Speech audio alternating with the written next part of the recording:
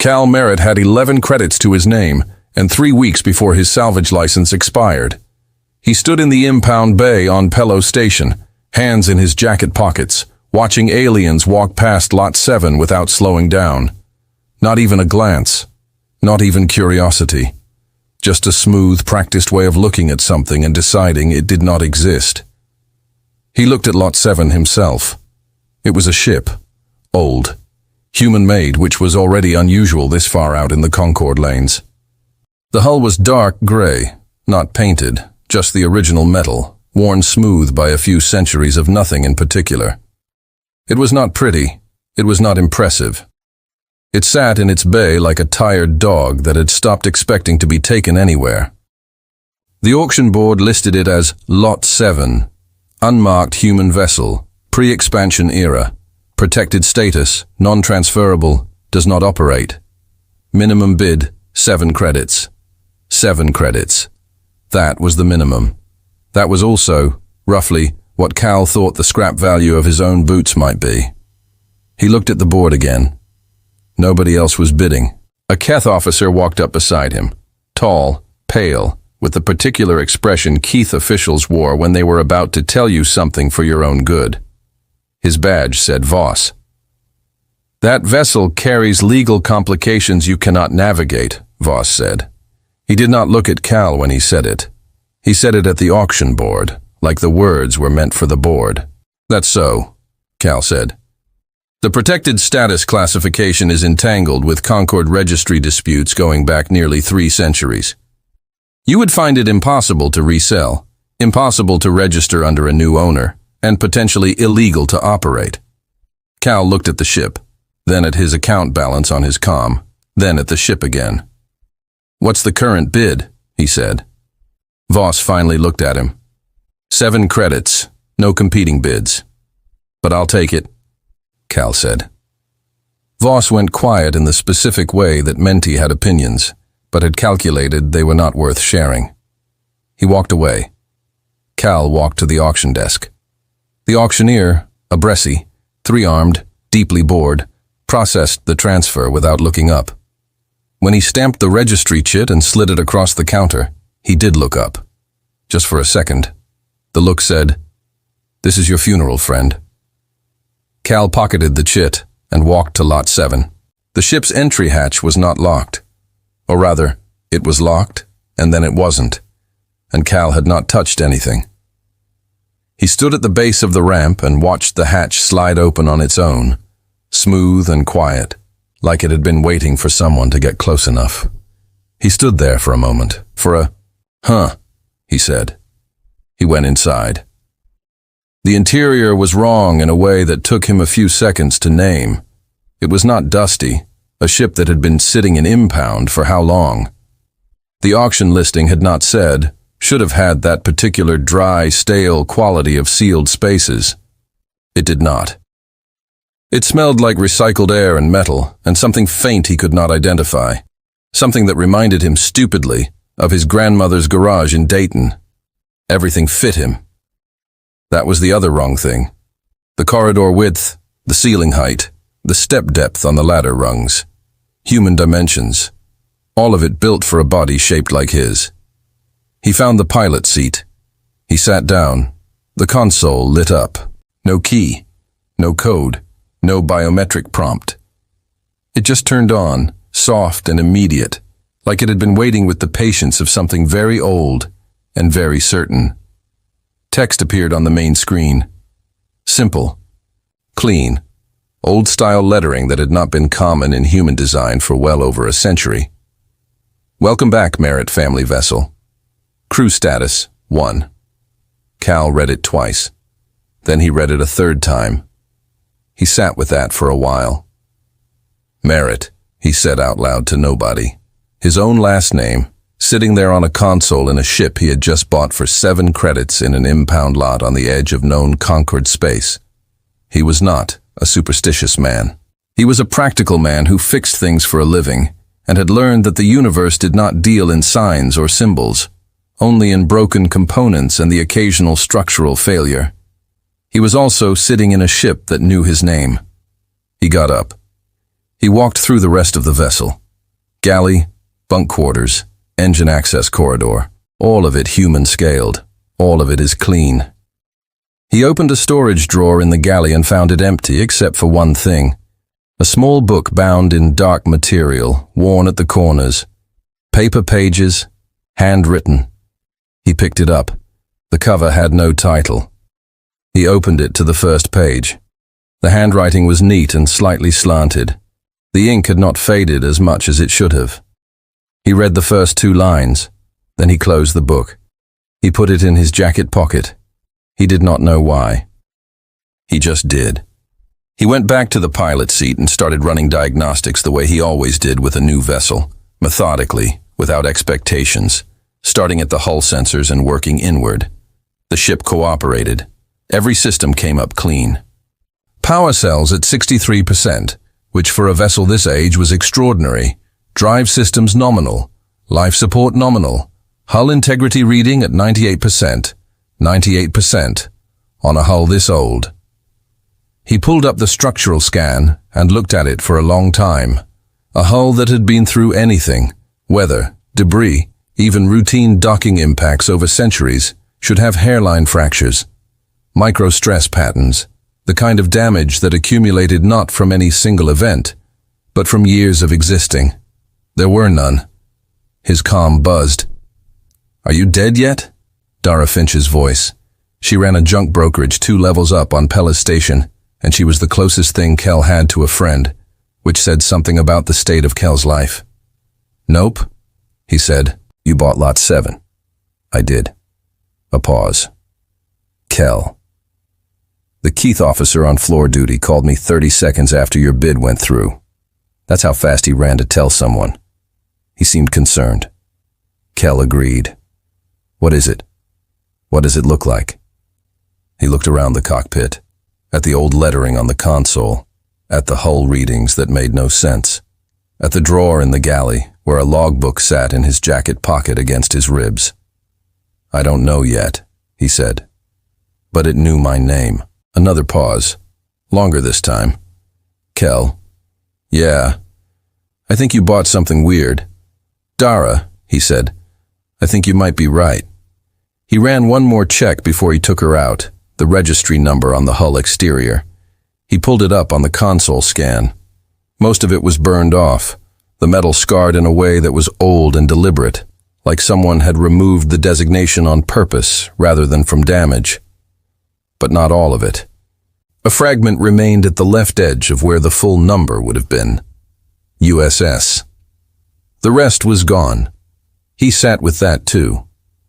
Then he filed a departure clearance with Pella's station traffic, which was approved in 11 seconds because the automated system read the ship's protected status and apparently decided that was above its pay grade to question. He took the ship off the dock gently, feeling for how she handled, and she handled well. Better than well. She moved like something that had done this 10,000 times and remembered every one. He flew her out past the station ring into open lane traffic, a gray human ship 3 centuries old sliding between Cath freighters and Bresse transports like she had every right to be there. Nobody stopped him. Nobody tried. He reached into his jacket and touched the spine of the logbook once, just with his fingertips, and then put his hand back on the controls. "All right," he said. He flew. Cal spent his first night aboard trying to sell her. Not because he wanted to, because he needed to know if he could, and he was the kind of man who tested things by doing them rather than by thinking about them. He conned 4 brokers before dawn. The first one pulled the registry number, what remained of it, and went quiet for almost a full minute before saying she was not the right contact for this type of asset.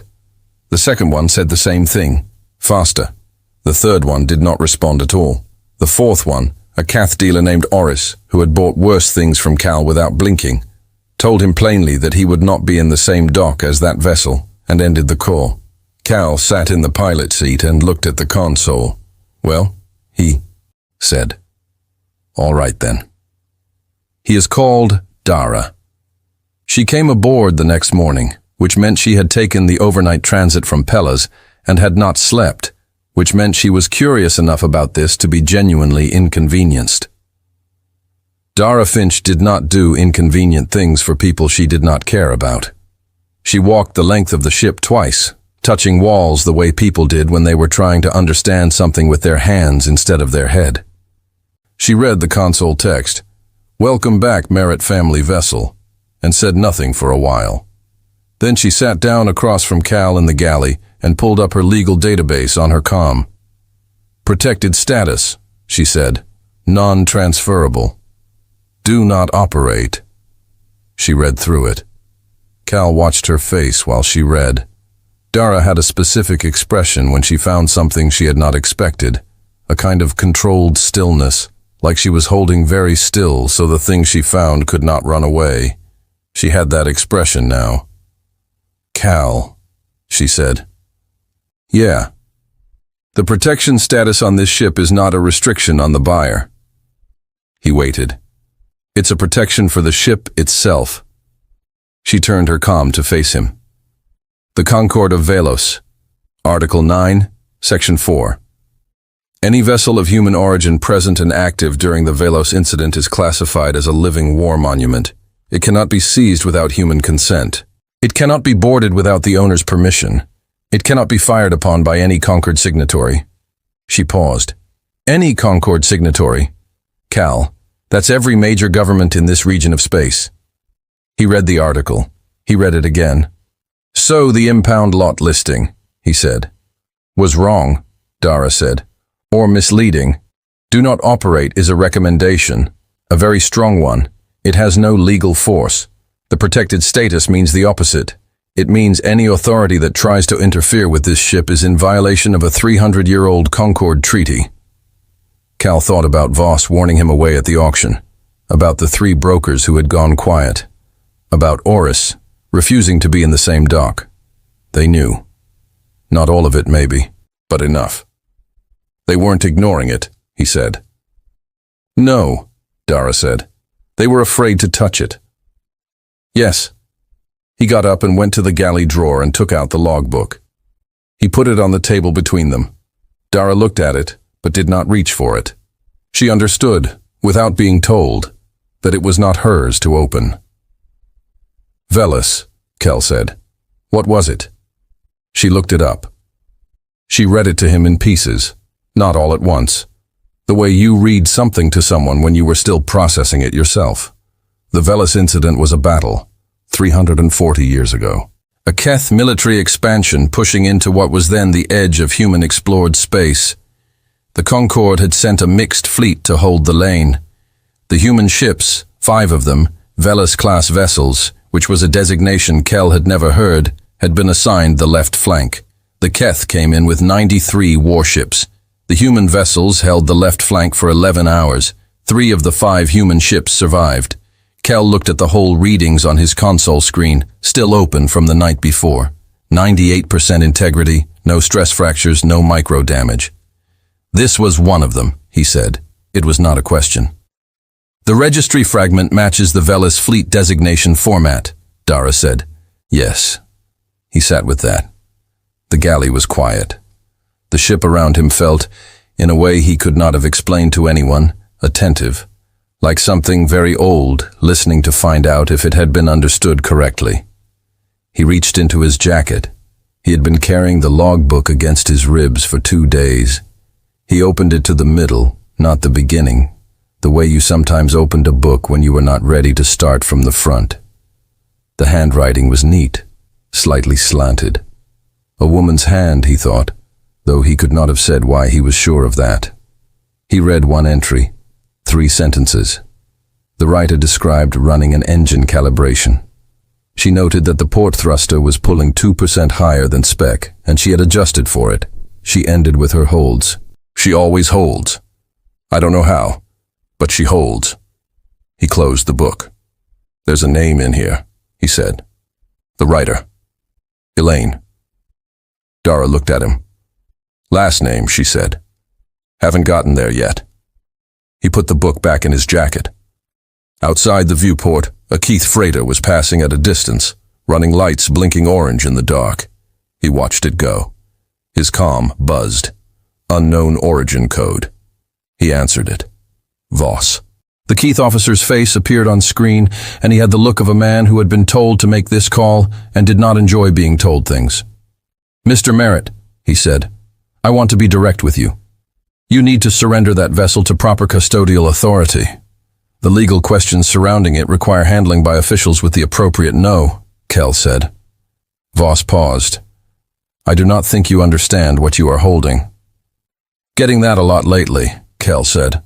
"The Velis classification creates legal complications that a private individual." "I read the article," Kell said. "Article 9, Section 4. Concord of Velis. Want me to read it back to you?" Voss went quiet. A different kind of quiet than the brokers had. Not nervous, something more careful. Like a man recalculating. "You are making things difficult," Voss said. "I bought a ship for 7 credits, Kell said. "I'm not trying to make anything difficult. I'm just trying to understand what I bought." He ended the call. Dara was watching him. "He's going to escalate," she said. "Probably," Kell said. "What are you going to do?" He got up and walked to the engine access corridor. He crouched down and pulled an access panel and looked at the drive assembly. It was not a design he recognized. Not from any human engineering manual he had read, and he had read most of them. The components were human-made, the materials, the manufacture style, all of it identifiably human. But the configuration was something else. Something that should not, by any physics he had been taught, produce the output the diagnostics were reporting. He stared at it for a long time. "I'm going to figure out how this drive works," he said. "Kell, I asked what you're going to do about Voss." "I know what you asked." He replaced the panel. "One thing at a time." He took her out that afternoon, past the beacon line into open space, just to see. He pushed the drive to full. She was fast. She was so fast that for a moment the starfield did something it had no business doing. It stretched, just slightly, in the way it only stretched when you were moving at a speed that argued with the universe's preferences. He checked his instruments 3 times because he did not believe the first 2 readings. He laughed. One short, surprised sound, like something knocked loose. He stopped, sat there, listened to the silence inside the laugh's absence. He had not done that in 3 years. He did not examine it. He just flew. Word got out the way word always got out in conquered space, sideways, through back channels, in the form of someone telling someone else something they were not supposed to share. Within a week of Cal taking the ship out past the beacon line, 3 new cycles had picked up the story. A human pilot, a Velis-class vessel, flying free. The Keith Historical Commission issued a formal statement saying they were monitoring the situation. 2 separate governments, neither of them human, filed information requests with Pello Station's registry office. A research vessel from the Bresci Academic Collective changed its flight path to put itself in the same sector, which was not subtle. Cal started getting visitors. He told them all the same thing. The ship's airlocks did not open for anyone he had not cleared. He discovered this by accident when a Keth attaché tried to board while Cal was running whole diagnostics in the engine corridor. He heard the outer hatch engage, that specific pressurized click of a lock deciding it was locked, and by the time he got to the entry corridor, the attaché was standing on the dock looking confused and slightly embarrassed. Cal had not touched anything. The ship had simply decided not to let the man in. He stood at the top of the ramp and looked down at the attaché. She said, "No," Cal told him. "The attaché filed a formal complaint with Pello Station Management." Pello Station Management read Article 9, Section 4 and filed the complaint in whatever bureaucratic location complaints go when nobody wants to deal with them. It was around this time that Cal started reading the logbook from the beginning. He did it slowly. A few entries at a time, in the evenings, sitting in the galley with the ship quiet around him. The writer was Elaine. No last name on the early pages.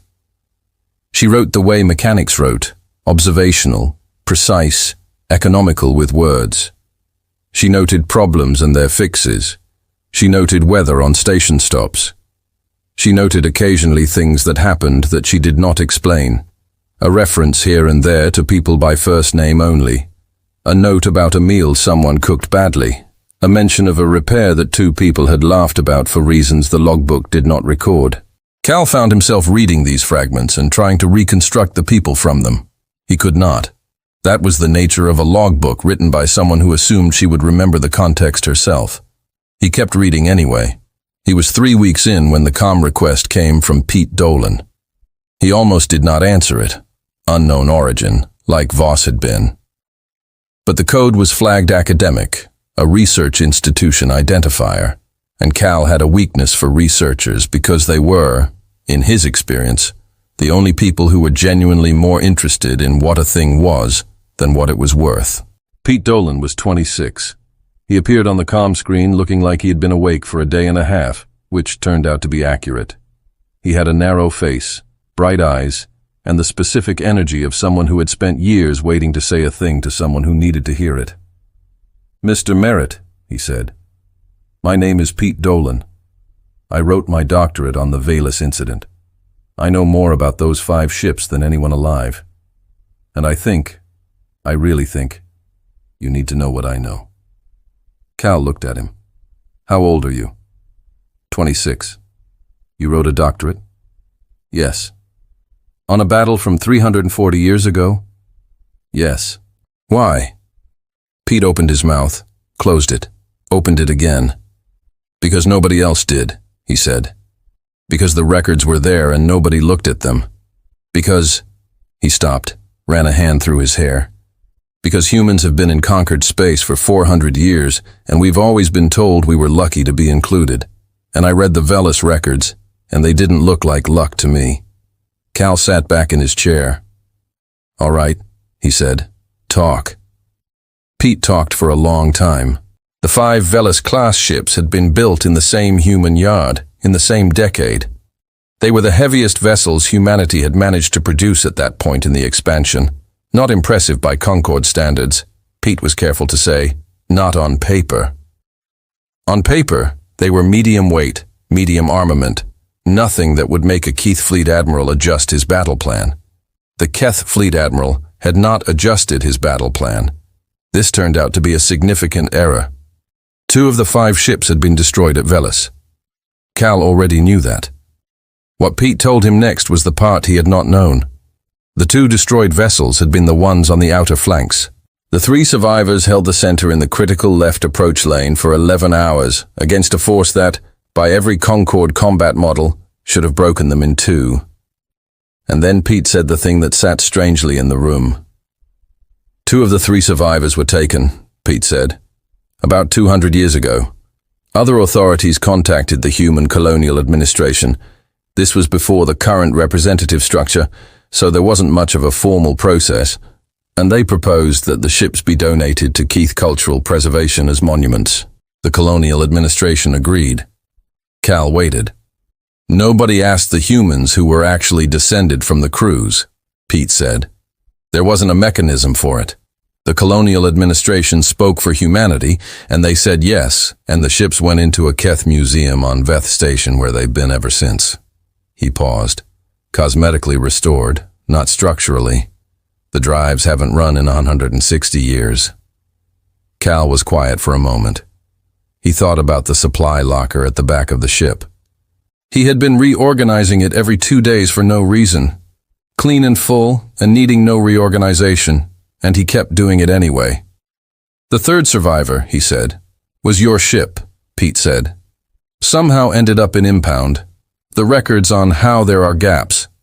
But she's the only one that stayed in the continuous registry. The only one that technically never left human custody. Continuous registry." Cal thought about the console text. Merritt family vessel. He thought about his thumbprint in the hatch opening.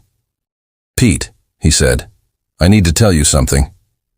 He told him about the biometric registry, about the console text, about the logbook in his jacket pocket written by a woman named Elaine. Pete was very still on the comm screen for a long moment. "Mr. Merritt," he said carefully, "under the Concorde Mutual Heritage Act, this is a very old clause. Article 17, almost nobody invokes it, because almost nobody has the standing. If you can demonstrate continuous human ownership through biometric lineage registry, Then the Keth acquisition of the museum ships was not a donation. Cal looked at him. It was a transfer made without valid consent, Pete said. Which means it was a violation. Which means you could file a repatriation claim. For both ships. The line was quiet. I'm one man, Cal said. I know, Pete said. In a ship I bought for 7 credits. I know. With a handwritten logbook and a console that reads my name. I know. Pete leaned forward slightly. But the clause exists. The biometric registry exists. The legal standing exists. Nobody has ever had all 3 at the same time. Cal reached into his jacket. He touched the spine of the logbook. He had gotten further in the entries. He knew more about Elaine now. He knew she was an engineer. He knew she was the kind of person who fixed things without being asked and noted it without comment. He knew that she wrote about the ship the way you wrote about something you were fond of, without sentimentality, just with steady attention, the way you paid attention to things that mattered. That night, after Pete's call, Cal opened the logbook and read until he found it. The last name. It appeared on a page near the back, in an entry dated 2 weeks before the final one. She had written it in the context of a registry filing, a routine note about paperwork. Elaine Merritt. He read the name twice. Then he sat in the quiet of the galley for a long time and did not move. No relation. Maybe a relationship. He did not know. He did not need to know. What he knew was that a woman with his name had flown the ship through 11 hours of a battle she should not have survived, and had made it home alone, and had written every name in the logbook, 1 sentence each, before putting the ship in storage. He turned to the page with the names. He read them. All 41. He did not say anything. He just read. Outside, the stars were doing what stars did. He did not notice. He was reading. The Keth brought 4 legal teams. Cal brought Pete Dolan on a comlink because Pete had written his doctorate on exactly the clause they were invoking and had been waiting his whole career for someone with standing to use it. And because Cal had looked at Pete's file and Pete had 17 published papers on Concord heritage law, and not one of them had ever been challenged on its facts. That was the kind of record that mattered in a hearing room. The formal proceeding was held on Veth Station, neutral ground, technically, though Veth was a Keth-administered station, and the room had the particular quality of rooms where one party had been comfortable for a long time and the other party had not. Long table, high ceiling, gallery seating that was filled by the time Cal arrived, which he had not expected. Mostly Keth officials and observers, a handful of Bressie academics, 3 humans, Pete's colleagues, who had apparently come to everyone they knew once word of the hearing spread. Cal sat at the plaintiff's side of the table and put the logbook in front of him and waited. Voss was there.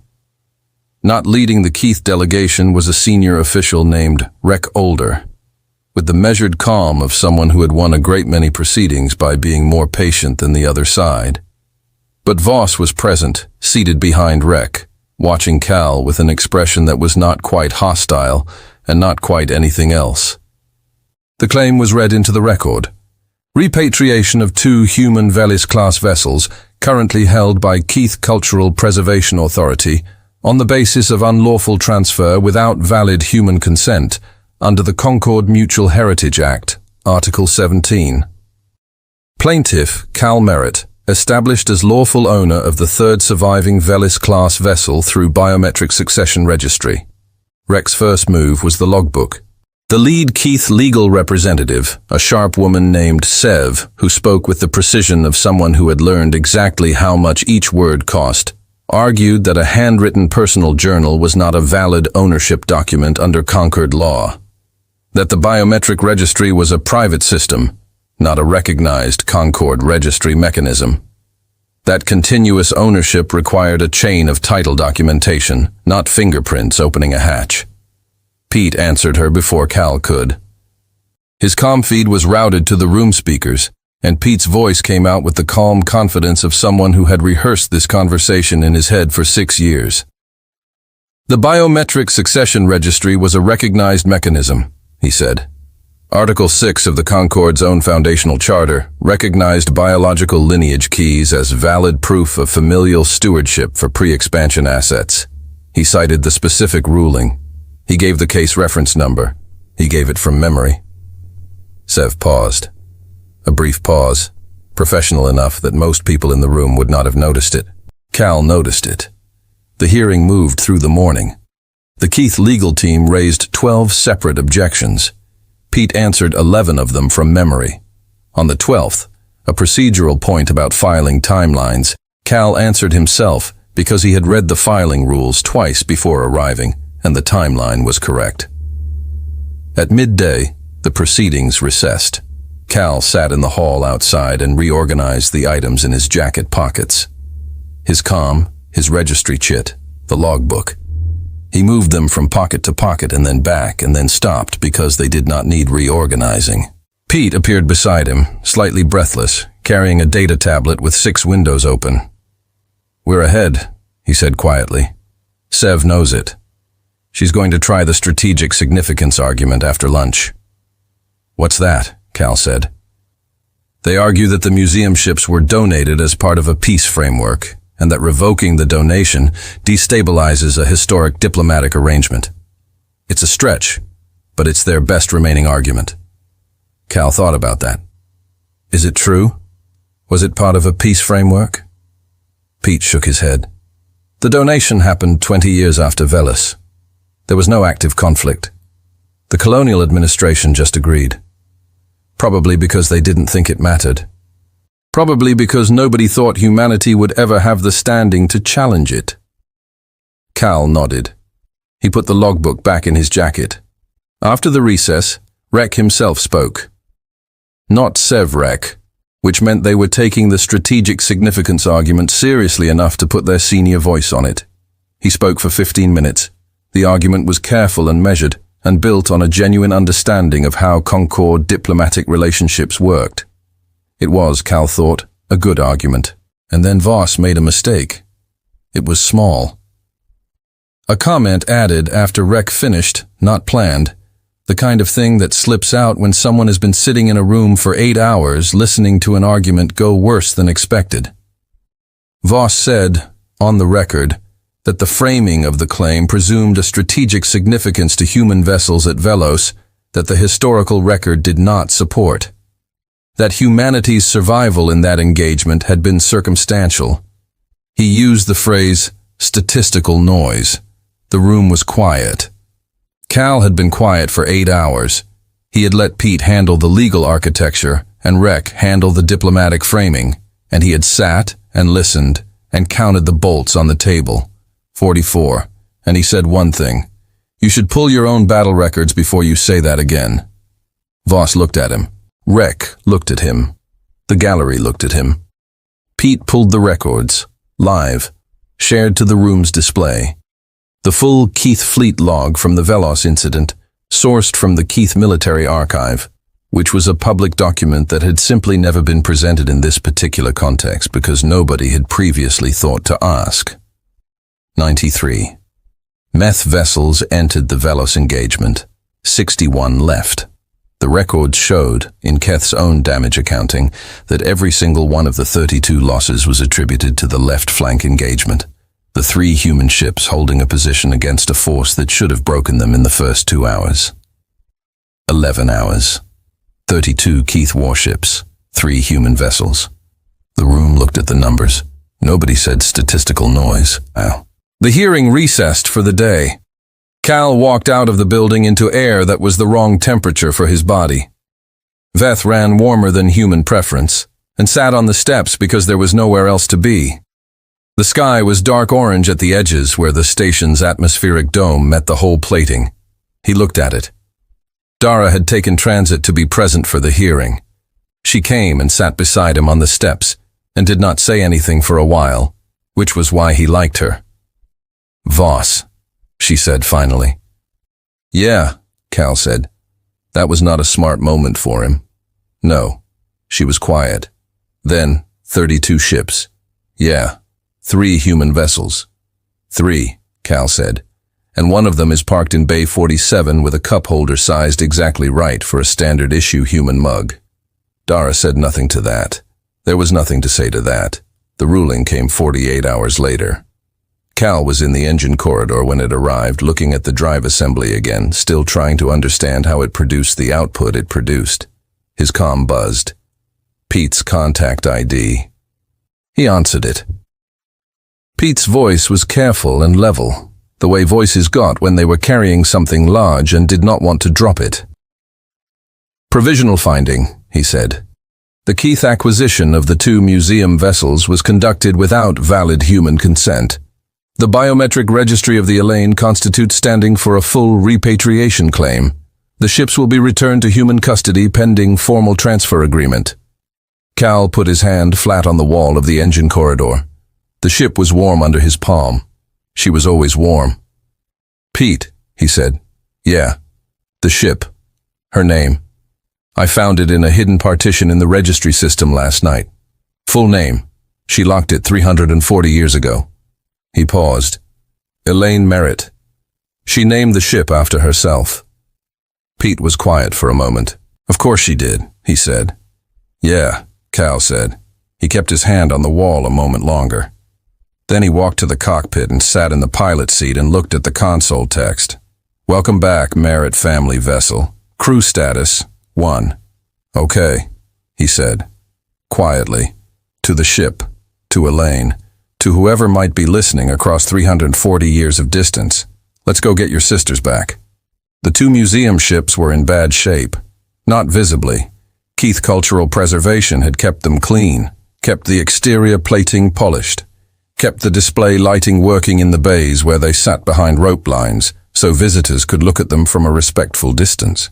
But clean was not the same as maintained, and polished was not the same as sound.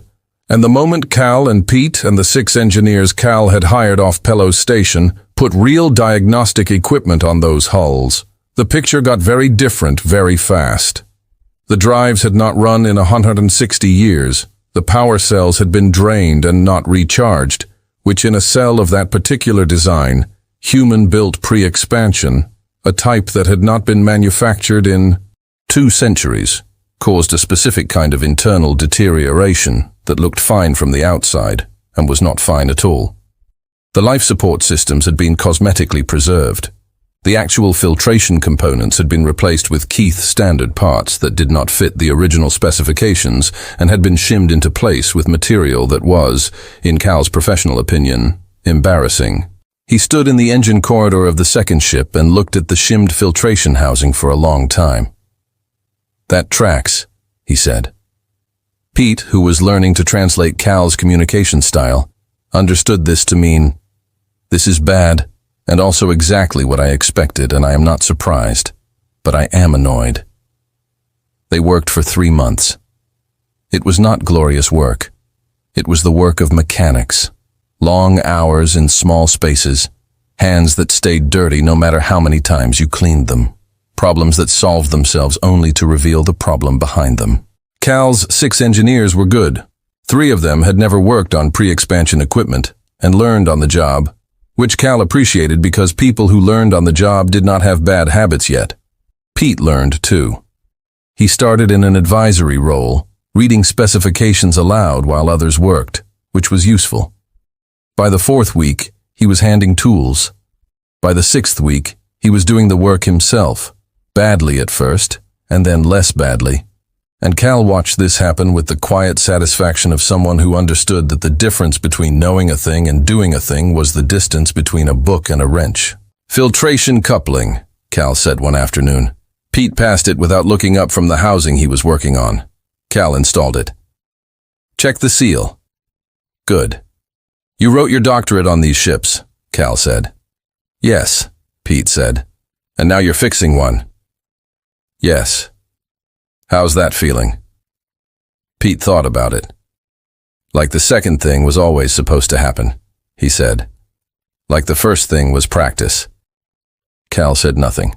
He moved to the next coupling. Dara came in the 2nd month. She brought supplies that nobody had thought to order, and food that was better than what they had been eating, and the specific energy of someone who had decided to be useful without being asked.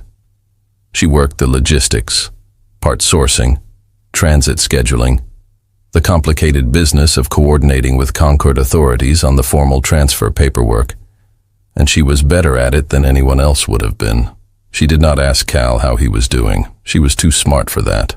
She just made sure there was coffee and that the supply manifest was current, and that when Cal looked like he needed to be left alone, everyone left him alone. He was reading the logbook, a little at a time. He had found the entries from the battle.